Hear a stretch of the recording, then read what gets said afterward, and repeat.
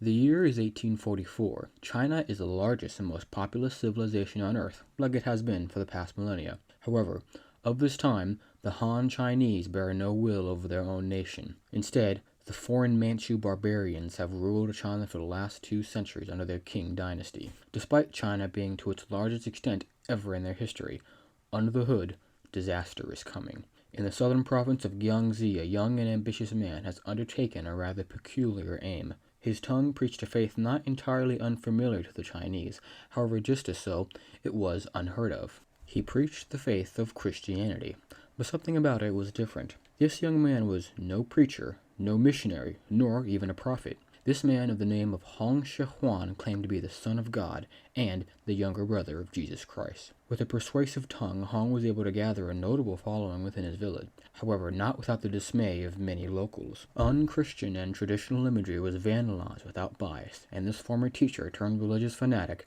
was forbade from his previous profession and banished from his hometown. However, this was of no concern to Hong, for he had a new goal in mind.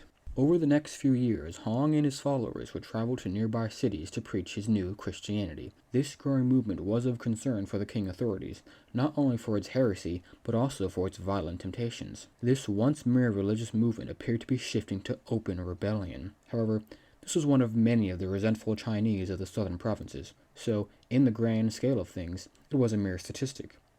But, unknowingly to the rebels and to the government, this would soon become one of the worst events ever in human history. Hong, just like his self-proclaimed elder brother, despite being of humble beginnings, would create a movement that would forever change the course of history. But unlike his older brother, this movement would not be for the better. Instead, it sparked a 14-year-long war that would lead to the death of millions. Amongst the great evils of our impeccable past, this is the one we will cover today.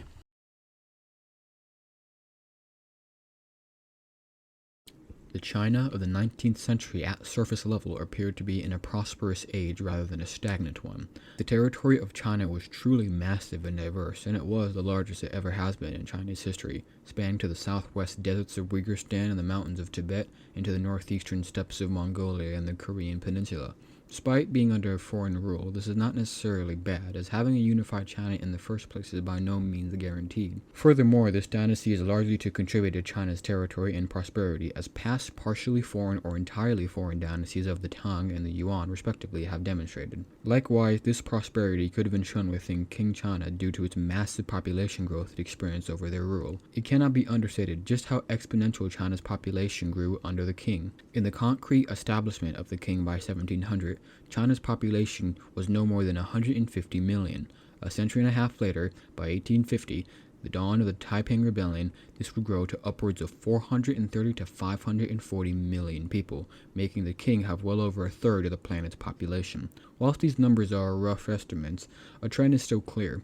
China was growing, maybe a little bit too fast. All the benefits I've just described, like territorial expansion and population growth, may seem good, but ultimately created the conditions of crises. Firstly, the reason for this population growth will be better explored in an upcoming historical context of China's previous dynasty, the Ming. The Ming, established in 1368 over the previous Yuan dynasty, was an ethnic Han dynasty that would revert China back to a Neo-Confucian hyper-isolationist nation. The most prominent and important of these practices is regarding their trade policy. China was a large and mostly self-sufficient, so in a logical sense, trade is not really necessary. With the Confucian emphasis on domestic policy and internal agriculture, trade was often more of an afterthought than a priority. The outside world seemingly had very little to offer China. After all, China only really discovered the outside world until the birth of Christ, and even after so, China still considered themselves the center of the world, being known as the Middle Kingdom. Thus, Ming China instituted a trade policy known as Hijin, otherwise known as the Sea Ban.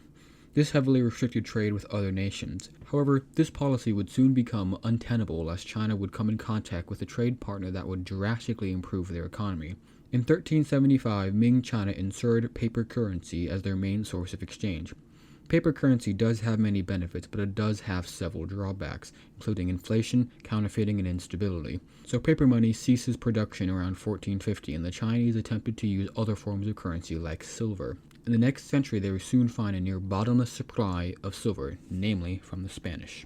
The Spanish had a massive colonial empire in the Americas which they reaped economic benefits from. Cerro Rico de Potosi in modern-day Bolivia was a massive silver mine that once established produced upwards of half of the entire planet's silver supply.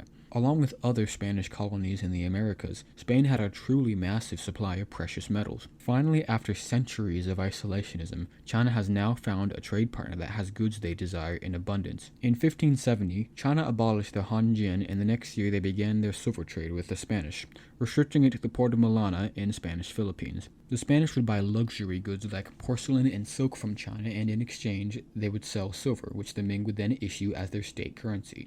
However, this was truly the maximum extent of Chinese trade. Other than silver, the Chinese believed that the outside world had very little to offer them, but they were ultimately mistaken, and a shift in trade policy would be a massive contributor to the Qing population growth. Additionally, the purpose of mentioning Ming trade policy was not only for its demographic effects, but also to explain Ming's fall.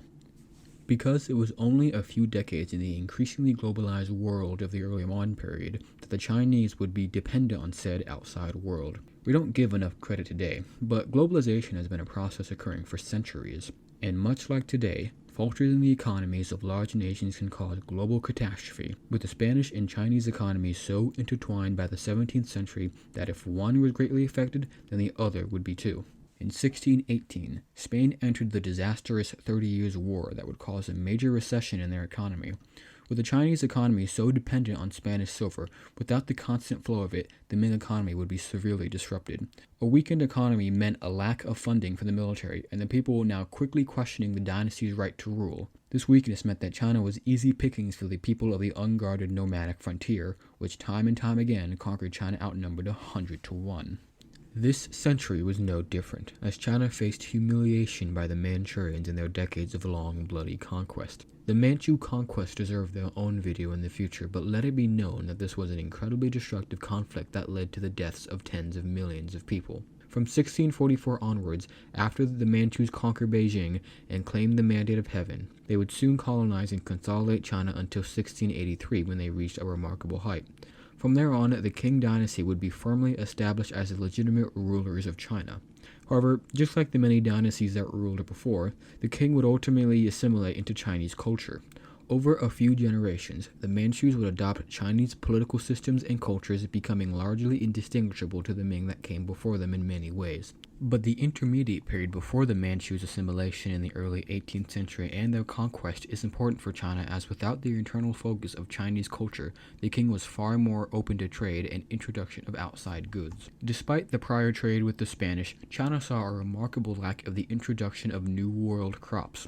As seen in Europe and other areas with the introduction of colonial crops, these foods can have a significant effect on the demographics of said area. Colonial crops such as potatoes, maize, tomatoes, and many more offered high caloric yields and diversified diets that could lead to lower mortality and longer lifespans. The early Qing dynasty was still not entirely assimilated into Chinese culture, so greater openness to the outside allowed for the introduction of these goods into China and subsequent benefits. The introduction of New World crops greatly contributed to Qing China's population growth over their rule. There would also be several other factors to consider.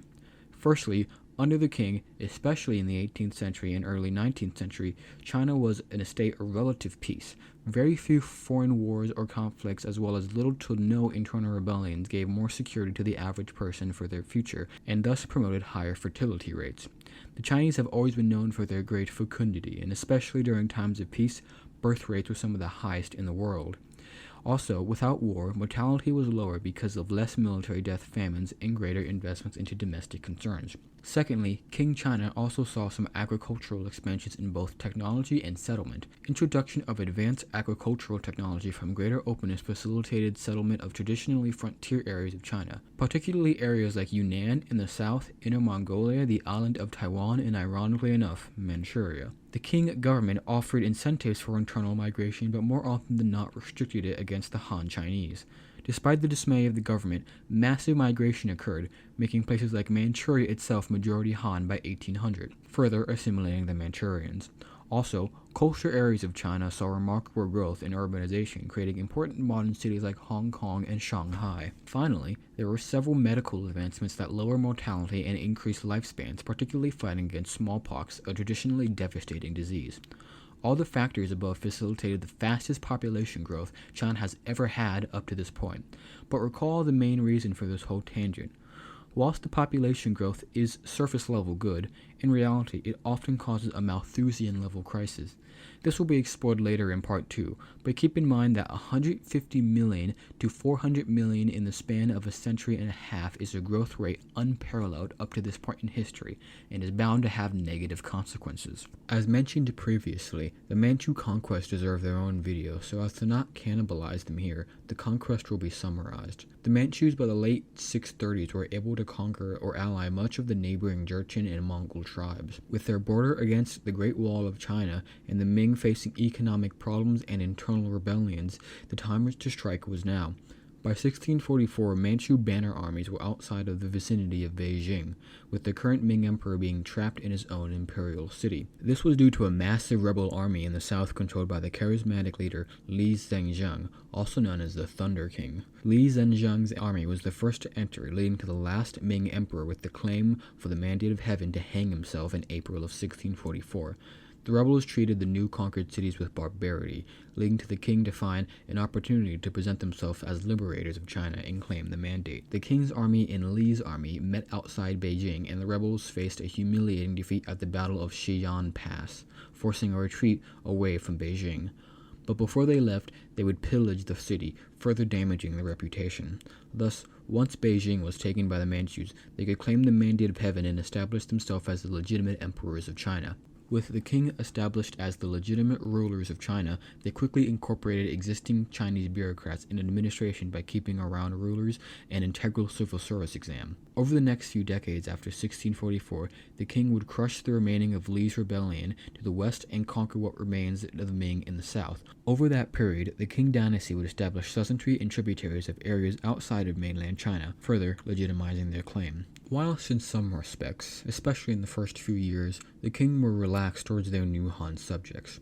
Intermarriage between Manchus and Han Chinese were encouraged in certain contexts, and some existing Han bureaucrats kept their high-level positions, often serving as advisors to the new emperor. However, just as many high-ranking Han positions were stripped and given to the foreign Manchus. Despite originally portraying themselves as liberators, the Qing dynasty would quickly turn out to be just as brutal as the rebels that they fought. Over time, and even early on, Qing China would be transformed into a pseudo-caste system, with the best position being reserved for Manchurians, and the Han Chinese would be reduced as near second-class citizens. Starting in their initial conquest, Chinese landlords would often be stripped of their own land and forced to tenant it under the new Manchu nobility. This previously mentioned nobility were vital for the Qing banner army and were given exclusive privileges in it. In government, top palace, military, and bureaucratic positions were reserved for Manchus, and often far less competitive. Manchus were given more resources from the state for the civil service exam, giving them an inherent advantage. To further emphasize the caste-like relationship, urban areas and the military were often completely segregated by ethnicity, with designated quarters for each group. Whilst nowhere close to the extent of the caste system in India or even the castas system in Latin America, it does bear resemblance to it given that the ruling Manchu elite had privileges denied to the Han majority. Beyond the systemic discrimination, there are also major social ones. Only a few years after claiming the mandate, the king would issue the Q Edict in 1645, which forced many Chinese men to wear an utterly humiliating hairstyle. Men would be forced to shave the front of their heads and wear the rest of their hair in a braid. You've probably seen this hairstyle before when looking at China in this period, and yes, it's supposed to look stupid. It was done to show the submissiveness of the Chinese, and refusal to adopt the haircut was often met with execution. Also, later on, interracial marriage would be forbidden in almost every context. Another more accurate comparison, but still nonetheless imperfect, would be apartheid South Africa. They both had large amounts of segregation, systemic discrimination, minority privileges, and cultural humiliation. However, an important difference is that the Manchus would be sinicized and become largely assimilated to the majority population, which didn't happen to the whites of South Africa. Still, point being, a small minority of the population oppressing the majority and holding an unfair advantage is a recipe for extreme resentment, which did cause problems even before the Taiping Rebellion. For instance, during the early Qing conquest of China, a native Han rebellion occurred in the north who wished to reinstate the previous Ming dynasty. Often these nativist conflicts would be met with horrific consequences, often genocidal in scale and practice. The Yangzhou massacre in 1645 killed an estimated of 300,000 people, including the rebels and all the family associated with them. Contemporary sources describe the city being burned, people being herded out like animals, and the subsequent massacre filling the nearby ponds with blood and dead bodies. Even after the bloody conquests were over, and China has reached a point of relative equilibrium, resentment still fueled rebellions such as the White Lotus Rebellion in the turn of the 18th century. Final thing that is important to mention for the Qing conquest of China was the geopolitical state of China during the 19th century. The Sinatization of the Manchus were underway as soon as they stepped into the mainland and has largely been complete by the turn of the 18th century. All the grievances of the Manchu dynasty discussed during the silver trade have resurfaced, and the once barbarian peoples have become culturally Chinese in everything but status and name. Thus, the government was much the same as Ming China, but to some respect even more isolationist. For instance, in 1757, the Qing dynasty restricted trade exclusively to the single port of Canton, creating a bottleneck for Chinese contact with the outside world. China further wished to achieve an autarkic economy by restricting imports and maximizing exports. This was during a time in which China could use it the most, as the Oriental world was facing technological and social stagnation. At the same time, Western Europe was overseeing incredible economic and social growth that would only exponentiate over the coming years. Instead, the Qing dynasty would only refer to these foreigners as red-haired barbarians. For example, in 1793, the British sent an expedition to China called the Macartney Embassy, in which they asked for greater trade and diplomatic relations. The British offered gifts to China and had access to technology far more advanced than anything in China, such as steamboats and modern navigation. Instead of pursuing this opportunity, the Qing dynasty insulted the British and refused to trade with them because by their reckoning, the Europeans had nothing to offer the Qing dynasty. It turns out this arrogance would ultimately become a major problem for the Qing dynasty, as their lack of initiative would leave them vulnerable to the so-called barbarians they scolded. Up to this point, opium had become a major problem in China, and the government took action to solve this problem by criminalizing the drug and its sale. This was at the dismay of the British, who would easily take advantage of the high-demand opium market in China via their Indian colony. The British held further grievances with China due to their restrictive trade in Canton, and sought out an excuse to change that. The British had been smuggling opium into Canton for several decades, and the Qing dynasty eventually had enough of it. Upwards of 10% of China's population were addicted to opium, so actively selling your own country's valuables in exchange for poisoning it had to be stopped. Starting in 1839, the Qing seized British opium cargo in Canton, including the sailors. The British government were outraged due to the abduction of civilians and loss of cargo without compensation, so they sent their fleet to China to negotiate. The British demanded security for British citizens in China, lifted trade restrictions, and an apology and compensation for the destruction of valuable product. The Qing dynasty obviously didn't accept these demands, so then began the First Opium War. The British had a massive advantage in military technology. A small fleet of 37 ships could cripple the entire Chinese coast.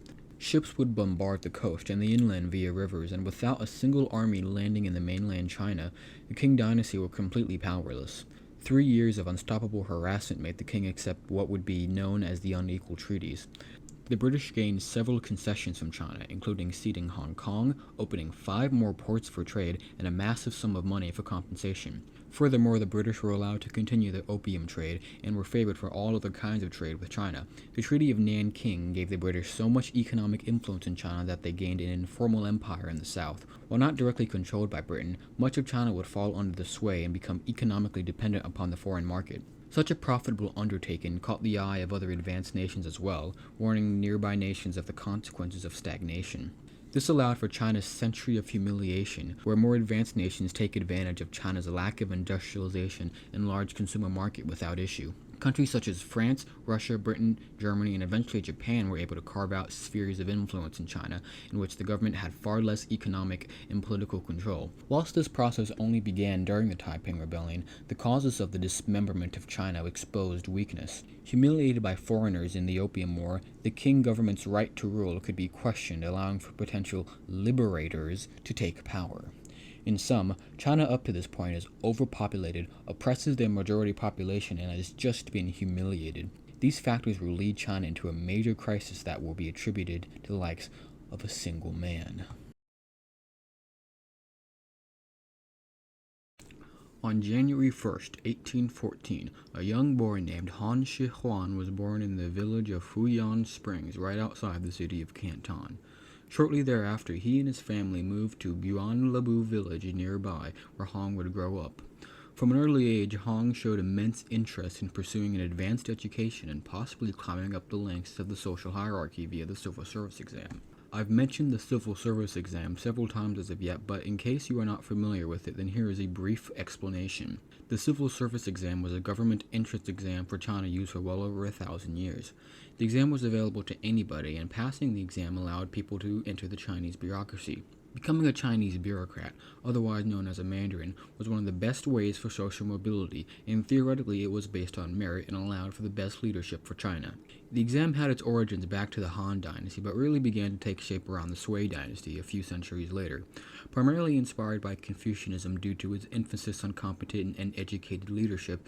The exam tested applicants' knowledge of Confucian classics and Chinese poetry via essay questions, as well as other material like policy and law, and even math and current events. However, up to this point in Chinese history, the imperial exam has lost much of its creativity and almost entirely based upon Confucian classics. Furthermore, due to population growth and discrimination against the Han majority, the already difficult exam became incredibly competitive and had a less than 1% pass rate. With that being said, for one to have any shot at the imperial examination of the Qing dynasty, they would need an extensive education. Fortunately, Hong's parents supported his ambition and funded Hong to have a formal education, putting him into primary school by the age of 5. After over a decade of education, Hong was able to crush his regional exam and make it to the provincial one at the city of Canton. But he failed the provincial exam and had to return home. His parents were now completely out of money and could no longer fund Hong's education, so he was on his own for now. Despite the pitfall, Hong was still determined to pass the exam, so after some networking with a prior schoolmate, he was able to accompany him on his studies and become so successful as to become a school teacher. In 1836, at the age of 22, Hong once returned to Canton to take the exam.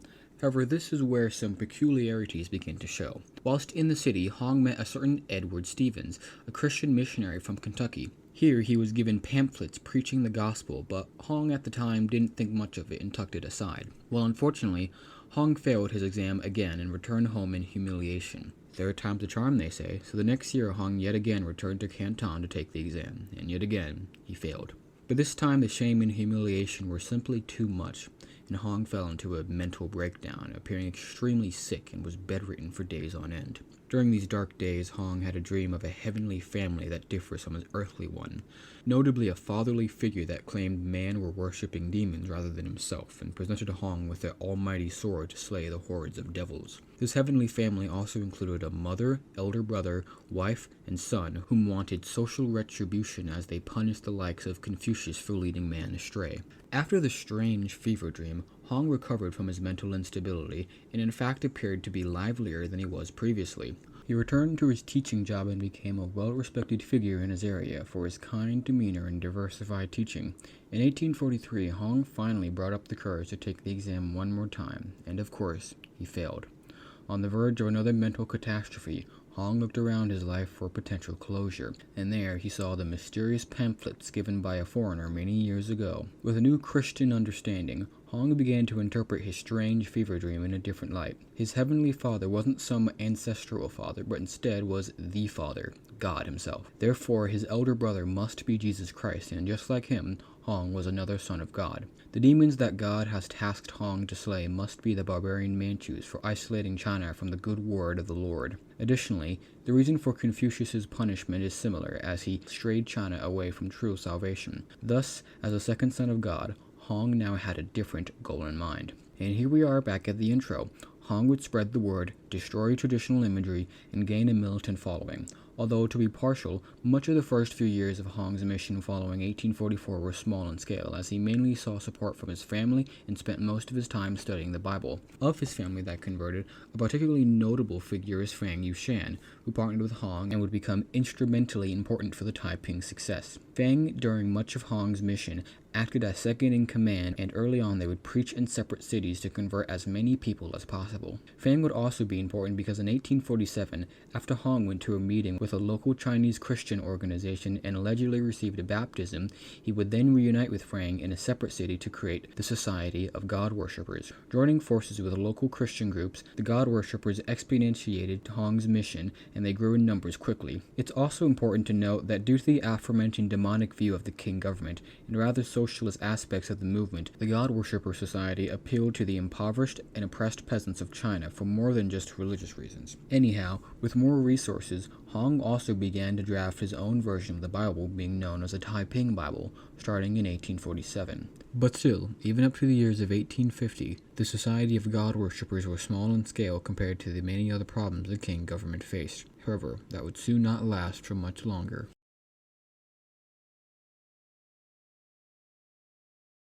Around the beginning of 1850, the Society of God Worshippers had grown quite large in Guangxi, and it appeared to become more and more violent over time. The Qing government, fearing a rebellion, sent troops to stop the congregation before it is too late. In response, Hong declared the Taiping Heavenly Kingdom with himself as king. Organizing a surprisingly efficient army of upwards of 30,000 men, the Taiping forces met the Qings in January of 1851.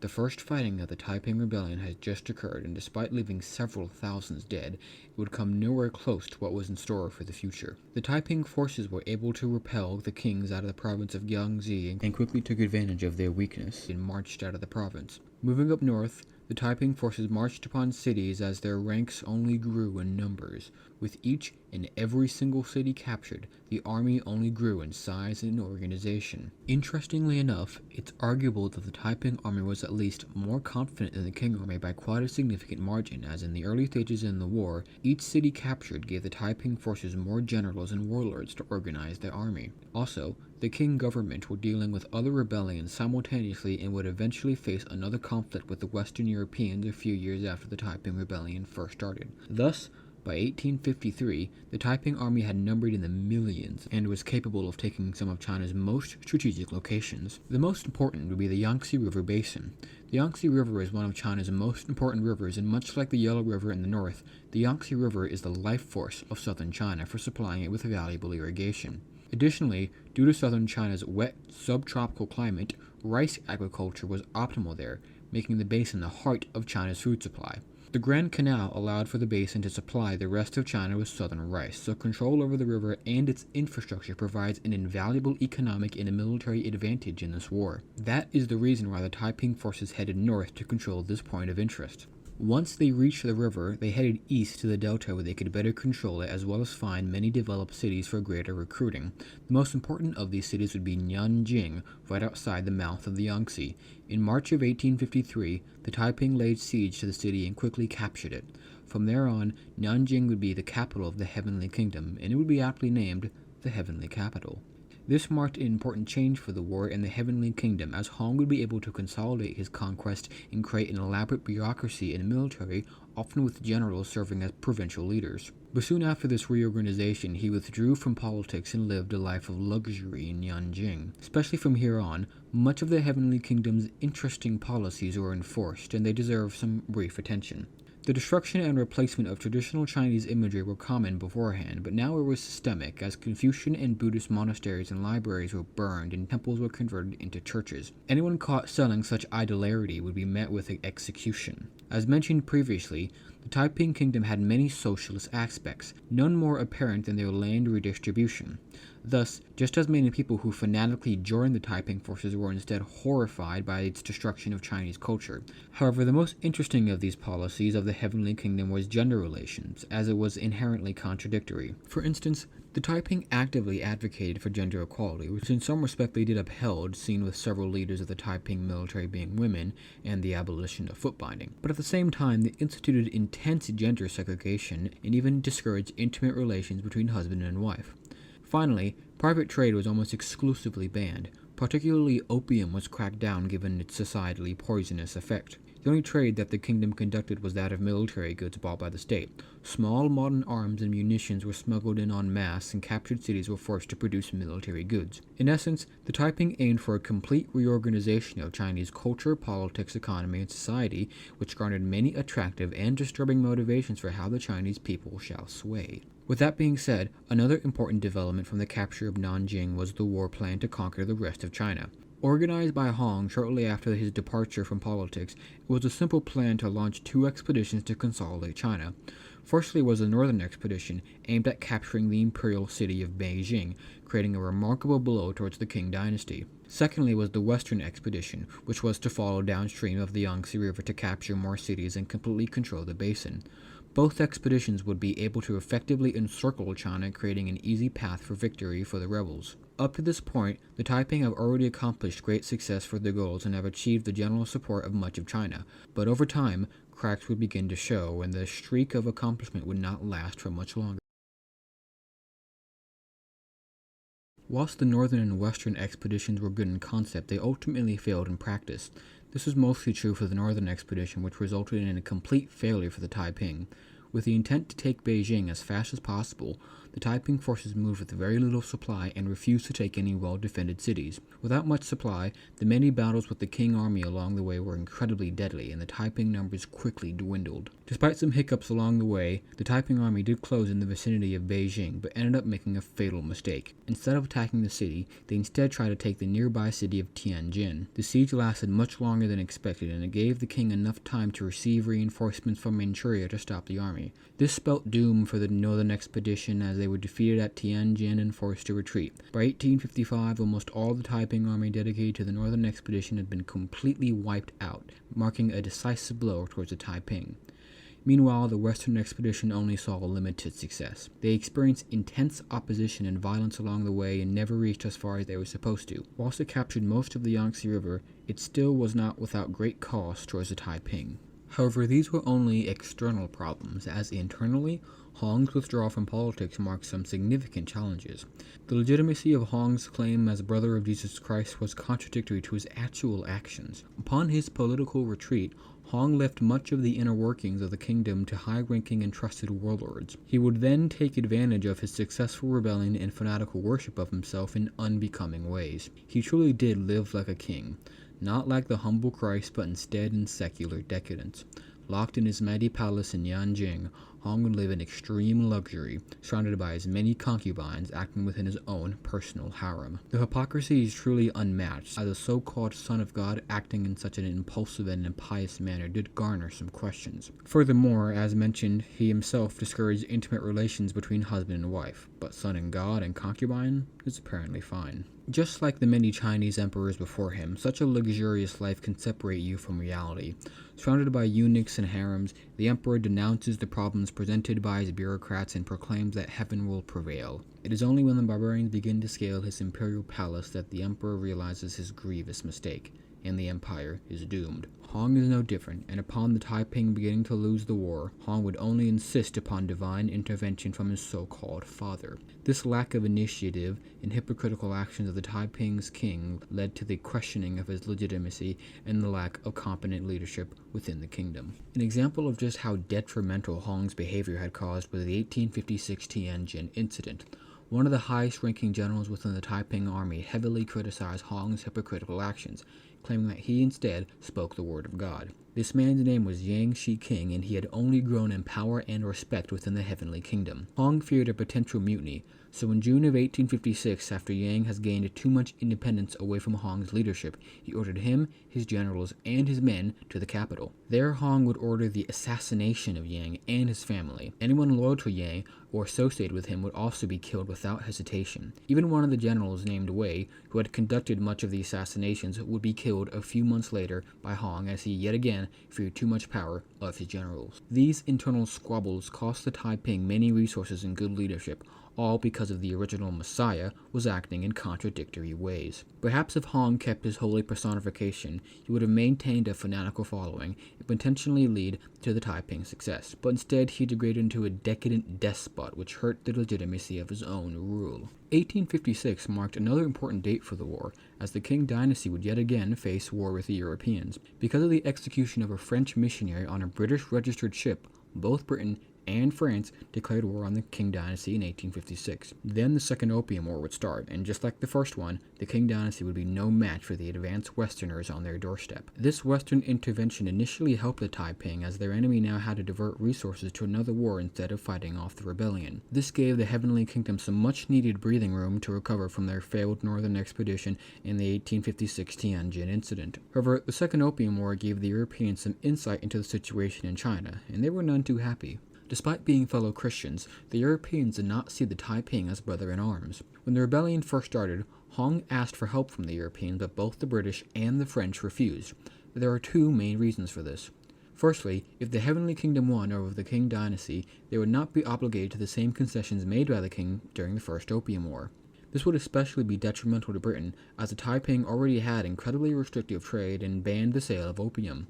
Other Europeans will also not have access to the many ports forced to be opened in the First Opium War, so all around, the Taiping success would present an economic con. Secondly, if you're not informed upon Christian theology, then you may not have figured out that Taiping Christianity is a heresy. The assumption that Hong was another son of God completely invalidates the Trinity. Several other attributes of Taiping Christianity also conflicts with the mainstream, such as seeing China as the most holy place, the equality of women, and unconventional rituals and prayers that greatly offended the Europeans and did no favors to help the Taiping. So instead of aiding the Taiping, the Westerners instead supported their enemy. After the Second Opium War had ended in 1860, the British, French, and eventually the Americans aided the Qing dynasty in their cause against the Taiping. They sent advisors to the king that modernized their army to help compete with the Taiping. Several brigades from Europe were also sent to fight alongside the king, and notably had a massive advantage in modern artillery, which wasn't used much up to this point. This aid gave the king a new major advantage over the Taiping, and Western intervention can be considered the biggest turning point in this war. Case in point is the siege of Shanghai. Shanghai on the mouth of the Yangtze River was a very large and strategically important city that switched occupations several times. However, in mid to late 1860, the Taiping had to withdraw from the city due to a blockade from the Royal Navy. Determined to take it back, they returned early in 1861 with a force of upwards of 600,000 men and laid siege to the city. However, alongside with the Qing army was a small force of only 10,000 British and French troops, but this army would make all the difference. The Taiping's strategy of sending waves upon waves of men to overwhelm their enemy was no longer viable, as they would be ripped to shreds from European artillery. Learning the hard way, the Taiping tried their best to circumvent the artillery, but ultimately they were no match. After a year-long siege, the Taiping forces withdrew, creating a decisive victory for the Qing dynasty. From this point on, the Qing dynasty would only be on a winning streak, taking more and more cities. The more and more cities the Taiping appeared to be losing, the more brutally they occupied their cities, often recruiting women and children to die facing the king. The more and more the Taiping began to lose, the more generals deserted to the king, either to fight for them or to die honorably. By 1864, the writing was on the wall, and the Taiping were destined to lose. Despite Hong's insistence upon divine intervention, it wouldn't stop the king from closing in on Nanjing to lay siege to it in 1864. Desperate for results, Hong looked through his garden to find some sort of holy mana. Instead, he picked a poisonous herb, and he was sickly for his last 20 days. It's unknown if he succumbed to his illness or took his own life. Either way, only a few days after his death, the Qing forces destroyed the walls and entered Nanjing and massacred almost everyone in the city. The main rebellion was considered to be over on October 25, 1864, when the last few cities were captured by the Qing dynasty. Even so, many loyalists fled and the king chased them down for another 2 years. Finally, in 1871, the last of anyone loyal to the Taiping cause were destroyed, and then you can finally say that this rebellion was no more. After 14 years of a massive major rebellion and several more to deal with from its remnants, China was finally free of this crisis.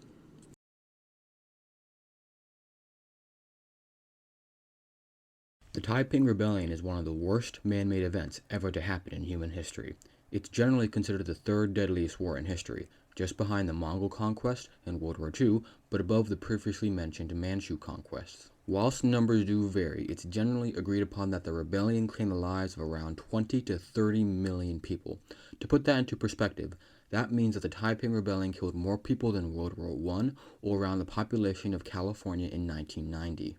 However, those are only the lower estimates. Some estimates suggest that it claimed the lives of upwards of 100 million people, which, if were true, it could entail that the Taiping Rebellion killed more people than World War I and World War II combined. Therefore, it would easily be the worst man-made atrocity ever in human history. Even considering the lower estimates, causing more deaths than the massive industrial-scale wars of the 20th century in a relatively pre-industrial society is outrageous. So what gives? Well, anyone who even has a novice understanding in history will soon learn the vast majority of deaths in any war are from collateral damage, in other words, civilian deaths. The sad reality is that famine and disease brought by conflict will kill an insurmountable amount of those who wanted nothing to do with it in the first place, and the Taiping Rebellion is no different.